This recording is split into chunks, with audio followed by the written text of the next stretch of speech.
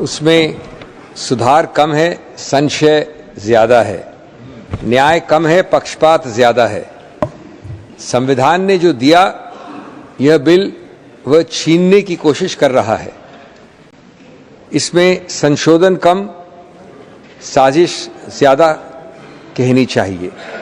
जब कानून बराबरी का न हो तो वह सत्ता की चालाकी बन जाता है। यह कानून नहीं, कानूनी भाषा में लिपटी हुई मनमानी है। माननीय सभापति, मेरे सीमित समय में मैं कुछ बिंदुओं पर आपका ध्यान आकर्षित करना चाहता हूं। पहला ये कि यह बिल 100% हमारे संविधान के अनुच्छेद 26, 25 और 26 और विशेष रूप से 26 का उल्लंघन करता है। मुझे सौभाग्य और मौका मिला था वकील की हैसियत से सबरीमाला, संथारा, दाऊदी बोहरा ऐसे कई धार्मिक समुदायों के कई मुद्दों के विषय में बहस करने का। दो सिद्धांत उन अनेक निर्णयों से स्पष्ट हैं और वो सिद्धांत 1950 से बारंबार उच्चतम न्यायालय ने घोषित किए हैं और ये सिद्धांत धर्म तटस्थ हैं, रिलीजन न्यूट्रल है। एक है कि अगर किसी भी प्रथा, किसी भी धर्म, मजहब या संप्रदाय की कोई भी रीति रिवाज या कोई प्रथा उसका एक अभिन्न अंग बन जाता है, इतिहास में ले लीजिए, संस्कृति में ले लीजिए, किताबों में ले लीजिए, तो उसको अनुच्छेद 25 और 26 का पूरा व्यापक संवैधानिक सुरक्षा चक्र मिलता है। और दूसरा कि यदि ऐसे धर्म, समुदाय या संप्रदाय को अपनी संस्थाओं को स्वचालित करने का अधिकार क्षेत्र बड़े पैमाने में, बड़ी मात्रा में किसी कानून द्वारा घटाया गया तो वह कानून खुद असंवैधानिक करार किया जाएगा। ये इन दो धाराओं, अनुच्छेदों की बड़ी सीधा सबक है। इसके अगणित उच्चतम न्यायालय के उदाहरण हैं। हमारे दशक जो 53-54 के हैं, तब शिरूर मत, रतिलाल गांधी जैसे मशहूर केस थे। अगले दशक 60s में दरगाह कमेटी, तिलकायत गोविंदलाल महाराज जैसे मशहूर केस थे। और इनके दो उदाहरण देना चाहता हूं मैं कोट करके।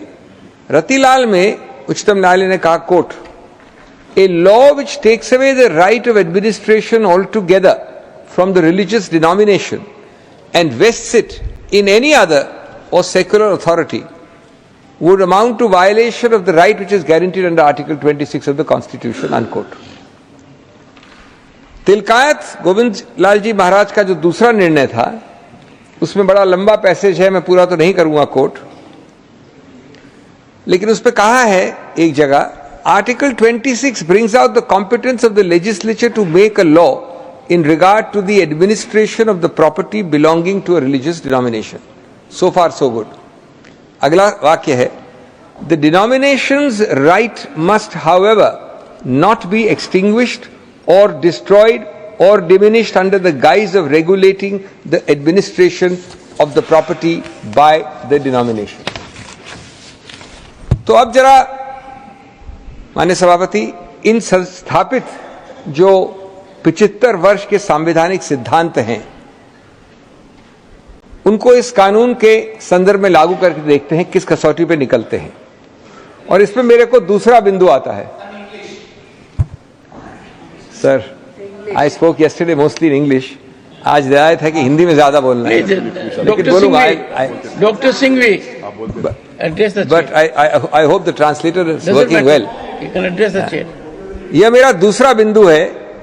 बिल के क्लॉज 11 के अंतर्गत 100% मेंबरान, और मुझे बड़ा हास्यास्पद लगा, माननीय नड्डा जी कह रहे थे कुछ और अभी। क्लॉज 11 के अंतर्गत 100% मेंबरान प्रादेशिक वक्फ बोर्ड के ऐसे व्यक्ति होंगे जिनको प्रदेश सरकार नियुक्त नॉमिनेट करेगी। स्वायत्ता, ऑटोनॉमी, अधिकार क्षेत्र कहां बचा एक इस्लामिक मुस्लिम ऑर्गेनाइजेशन का? 100% नुमाइंदे नॉमिनेटेड और 0% चुनावित। क्या अधिकार क्षेत्र बचा इस धर्म और समुदाय को अपने वर्गों को चुनावित करने का? तीसरा, वक्फ बोर्ड में बड़े तरकीब से लिखा गया है न्यूनतम 3 यानी 11 में से 3 मुसलमान होने चाहिए। इसको अगर विपरीत भाषा में पढ़ा जाए तो 8 गैर मुसलमान 11 में से आप नियुक्त कर सकते हैं। लिखा तो खैर विपरीत भाषा में है। अनुच्छेद 26 का कौन सा स्वायत्त, मैं पूछना चाहता हूं, का हक अपने समुदाय के साथ छोड़ा गया है? और दूसरा जो एक बॉडी है, संस्था है वक्फ काउंसिल, वहां गनीमत है 22 में से कम 12 मुसलमान होने चाहिए। चौथा बिंदु, अनुच्छेद 25 और 26 में अपने धर्म के लोगों को अपनी संस्थाएं खुद चलाने का हक दिया गया है। इस बिल में क्लॉज 14 द्वारा वक्फ बोर्ड के अध्यक्ष के विरुद्ध कोई मेंबरान अविश्वास मत नहीं ला सकता। उसको हटाने की अविश्वास मत द्वारा प्रक्रिया नहीं की जा सकती। क्या गणतांत्रिक प्रक्रिया छोड़ी है सरकार ने इस बिल में? क्या स्वायत्तता बची है? बचा है तो सिर्फ सरकारी नियंत्रण। पांचवा बिंदु, पहले पुराने कानून में वक्फ बोर्ड के सीईओ को मुसलमान होना अनिवार्य था और साथ साथ 2 व्यक्ति जिनके नाम बोर्ड देता था उनमें से एक नियुक्त करना आवश्यक था। बिल का क्लॉज 15 इस वर्तमान बिल का इस सबको हटा देता है क्योंकि इसका आधार है अब बिग ब्रदर नॉमिनेशन के आधार पर इसको चलाएगा। छठा, मैं आपके सामने 6-7 एक्ट्स का नाम लेना चाहता हूं। Karnataka Hindu religious institution charitable endowments act 1997, Jagannath temple act 1955, Mata Vaishno Devi shrine act 1988, Tamil Nadu religious charitable endowments act etcetera 1959, Uttar Pradesh Kashi Vishwanath temple act 1983, Sikh Gurdwara act 1925 और मेरे पास ये सूची बहुत लंबी है भारत के विभिन्न धार्मिक संस्थाओं के विषय में, भारत के विभिन्न प्रदेशों के विषय में।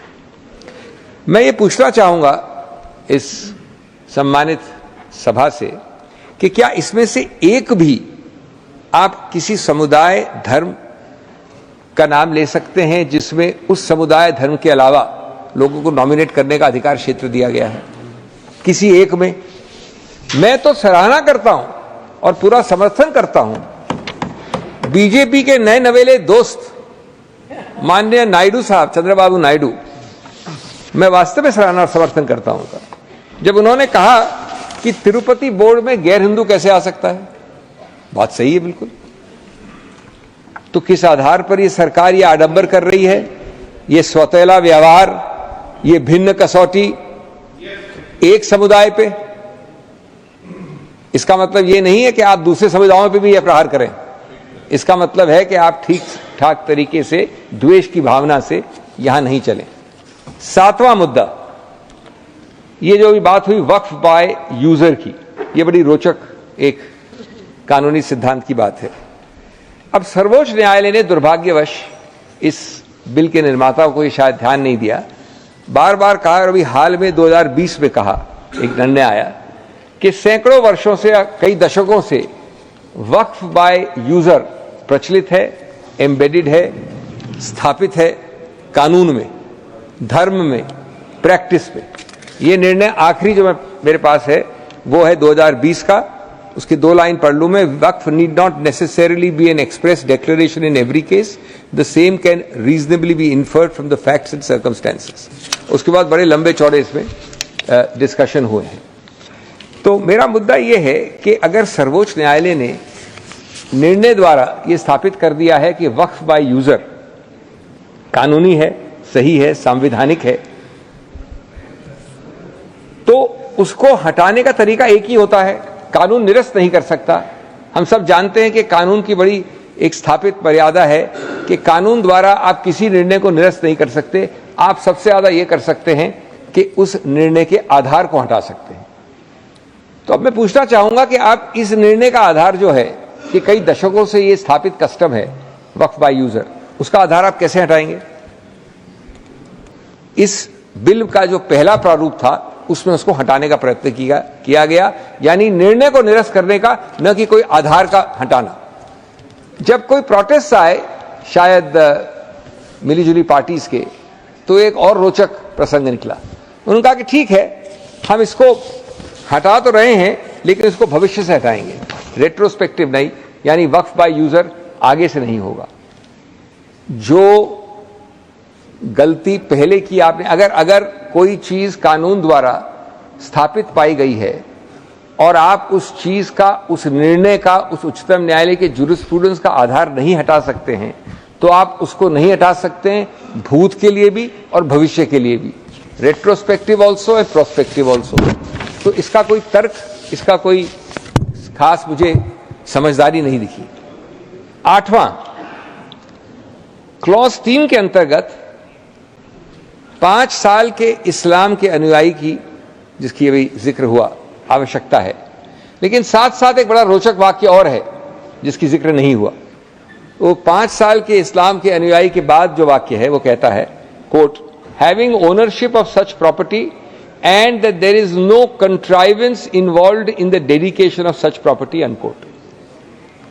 या तो हमारे ड्राफ्ट्समैन साहब साहिबा बहुत सरल हैं या अत्यंत शातिर हैं। ये कंट्राइवेंस क्या होता है? ये युक्ति, ये तरकीब कौन, कैसे, किस आधार पर, किन तथ्यों पर निर्णित करेगा?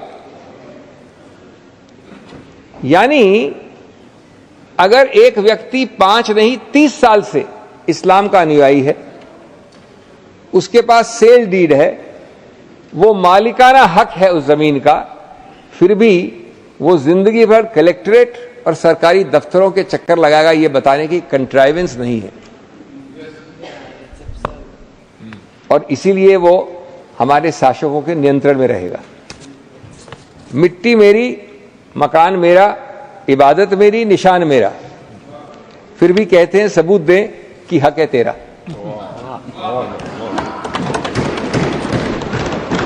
9th and my final point for the day, I'll finish within time. The bill has proposed to delete one section of the old act which did not apply the Limitation Act to the Waqf Act. There was a specific provision 107 which said Limitation Act जो कई कानूनों पर apply करता है, पुराने वक्फ act पे लागू नहीं होगा, it will not apply. In other words, this new bill says that the Limitation Act will apply to the Waqf Act. Now this at first blush may seem to be a positive measure, but on deeper reflection it is actually designed in favor of persons, and those persons include many government entities who have actually been illegally occupying Waqf property for many years. In most of these cases, lack of identification of such properties, lack of resources with those claiming it to be Waqf, lack of sustenance to fight governmental occupants, and absence of going to court means that those who occupy real genuine Waqf property will be able to claim permanent ownership, as you well know, after 12 years on the basis of adverse possession. So limitation will kick in after 12 years because this act says limitation shall apply to Waqf, and the claim of the Waqf that this is genuine Waqf property will be time barred. Here is the irony. On one hand, the bill has omitted the concept of Waqf by user, or at least prospectively now by an amendment. It disallows Waqfs to be created on the basis of uninterrupted usage over a significant period of time. On the other, the applicability of the Limitation Act, if this bill has passed, has inversely and conversely allowed the government, other government-like quasi-entities and others outside the community to lay a claim over real Waqf property on the basis of uninterrupted and continued possession beyond 12 years, so long as litigation is not started before that. A property can thus be usurped on the principle of adverse possession. This is a deliberate attempt by the government to further its own agenda by minimizing protection conferred upon Waqf properties with the right hand, and at the same time significantly increase its own control and power to permanently claim properties with its left hand. हमारी खुद की छत भी छिनी, हमारी खुद की छत भी छीनी जाती है हमसे और कहते हैं कि वक्त का तकाजा यही है। लिमिटेशन एक्ट डील्स विद वक्त, अपार्ट फ्रॉम वक्फ। जिस जगह सजदों के निशान थे, जिस जगह सजदों के निशान थे, आज वहां दस्तावेज मांगे जा रहे हैं।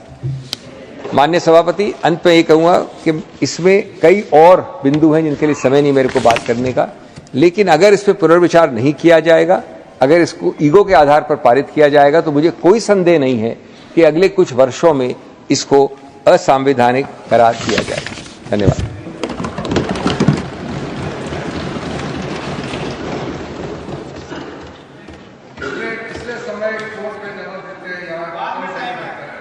जाहिर था, while it is for the House to decide on legislation, one observation made by the honorable member that limits power of this House is surely cannot be appreciated. You have firmly indicated that this House No, he quoted judgments.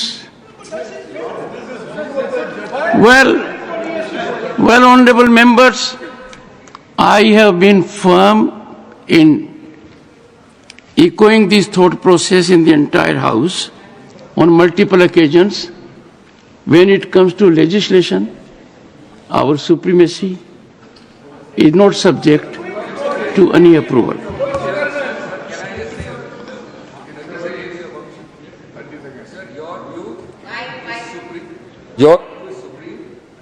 Equally, I submit with respect the view of a member who speaks is also supreme within his speech. Right. Unless I say something, sir, just one minute. Sir, unless I say Singhvi, something expungible, I do not it is seek my to, view that Dr. legislation Singhvi, of this House is not Dr. supreme. Singhvi, The Constitution I is supreme. do not seek to join issue with you. Yes.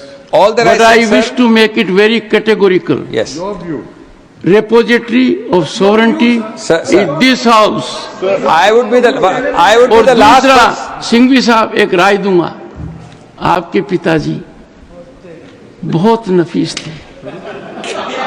उन्होंने कभी सभापति के बाद जी लगाना नहीं भूला। आपको ये याद ही नहीं रहा। मैंने तो ऑनरेबल चेयरमैन कहा सर, अभी 2 सेकंड पहले। नहीं कहा। आप एक बार देखिए, कोई भी इस कुर्सी पर बैठे, सभापति कहना और सभापति जी कहना बड़ा फर्क पड़ता है। मैं माफी चाहता हूं कि मैंने सभापति, माननीय सभापति 3 बार प्रोफेसर कहा, राम लेकिन Gopal Yadav, professor Ram Gopal, I know you will create disturbance. हमारे पार्टी के सारे बड़े वकील मौजूद हैं, क्योंकि आप बार बार कहते हैं कि यहाँ वकील बैठते नहीं हैं। हमारे पार्टी के सारे वकील बैठे। मैं ये तो आपको हर रोज नहीं कर सकता कि विप जारी कीजिए। सर 2 सेंटेंस आपने विप जारी किया इसलिए उपस्थित है। 2 सेंटेंस सर, 2 सेंटेंस। आप शायद माननीय शब्द को आपने सुना नहीं या देखा नहीं, और दूसरा प्रोफेसर राम कानून